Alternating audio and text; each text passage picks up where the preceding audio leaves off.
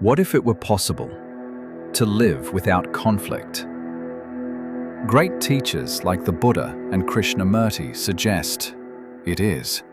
But to understand how, we need to ask a deeper question.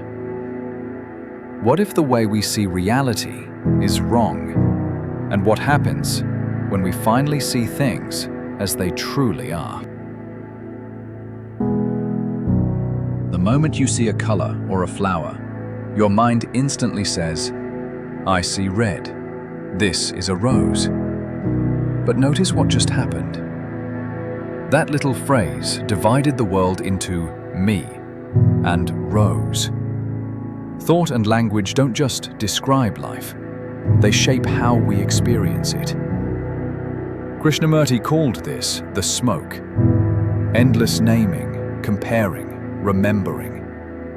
But beneath the smoke is the flame. Pure, direct experiencing, before thought interferes. Think of watching a sunset. Before you call it beautiful, before you compare it to yesterday's sunset, there is simply seeing. That is the flame. But here's the question. If thoughts arise automatically, who is doing the thinking? We believe there's a thinker inside our heads. But look closely. That I is just another thought. Thought creates the thinker, not the other way around. And because thoughts are fleeting, the self we cling to is fleeting too. Smoke, pretending to be solid. So if thought isn't in charge, what drives it? Krishnamurti says the real engine is desire. A pleasant sensation arises, craving follows. An unpleasant one arises, resistance follows. Desire demands permanence in a world where nothing lasts. And because everything changes, desire can never be truly satisfied. This is why desire inevitably leads to suffering. So maybe we think, all right, I'll try to control desire. I'll try to stop thought. But effort itself is still thought. Trying to force silence is like trying to talk your way into silence. It only creates more noise. The alternative is what Krishnamurti called choiceless awareness. Simply watching the mind, without judgment, without resistance, without clinging. Letting thoughts and desires appear and disappear, like clouds across the sky. When the smoke is seen clearly for what it is, it loses its grip. And then the flame, pure experiencing, shines naturally. Think of the mind as an ocean. On the surface, restless waves, thoughts. Beneath, powerful undercurrents, desire.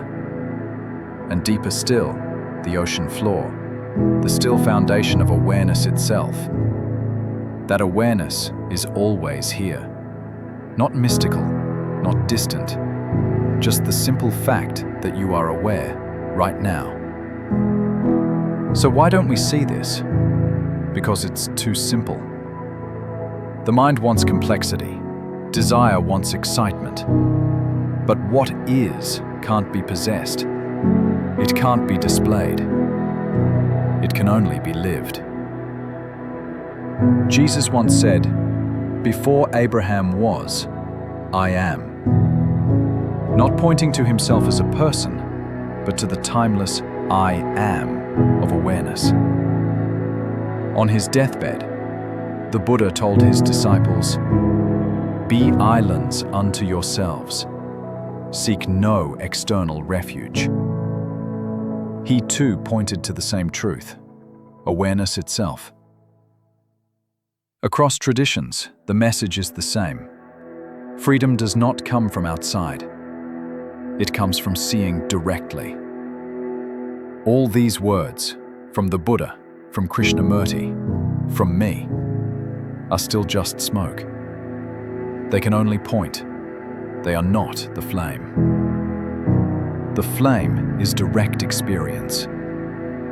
The moment you stop chasing, stop naming, and simply see what is. Freedom isn't in the future. It isn't something to achieve. It's here, now, in the stillness of choiceless awareness.